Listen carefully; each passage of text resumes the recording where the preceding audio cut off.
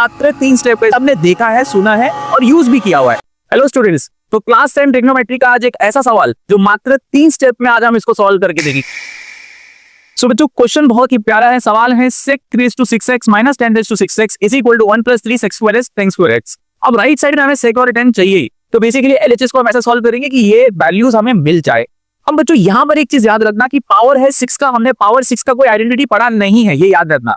अब मैं क्या बोल रहा हूँ कि इस वाले सवाल में हम 2 आइडेंटिटीज यूज करके कर सकते हैं, या तो द होल क्यूब या तो द होल स्क्वायर।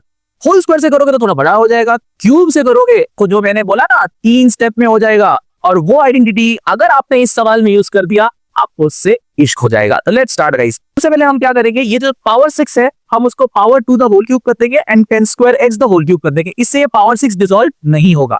अब स्टूडेंट, मैंने जो बोला है वो क्यूब वाली आइडेंटिटी यूज होगी, जो कि है a cube minus b cube की। अब a cube minus b cube की आपने 2 तरीके से सुना होगा, लेकिन आज मैं आपको बताने वाला हूँ ये आपने देखा है। तो बच्चों, a cube minus b cube वाली ये वाली दूसरी आइडेंटिटी हम यूज करेंगे, ये आपने देखा है, सुना है और यूज भी किया हुआ है। तो बच्चों, a है हमारे लिए sec स्क्वायर x और b है हमारे लिए tan स्क्वायर x। तो बेसिकली हम अभी सब्स्टिट्यूट कर देंगे ओवर हियर। सो ये कुछ ऐसे दिखेगा, that is a b 3 as it is a sec square x b tan square x और again sec square x minus tan square x। बच्चों, sec square x minus tan square x तो 1 होता है ना, sec square x minus tan square x तो 1 होता है, हो गया। और आपको जो मैंने बोला था मात्र 3 स्टेप, मात्र 3 स्टेप हो गया ये सवाल done, hence proved.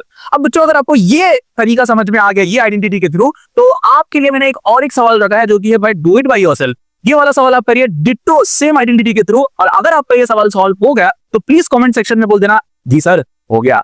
Thank you so much.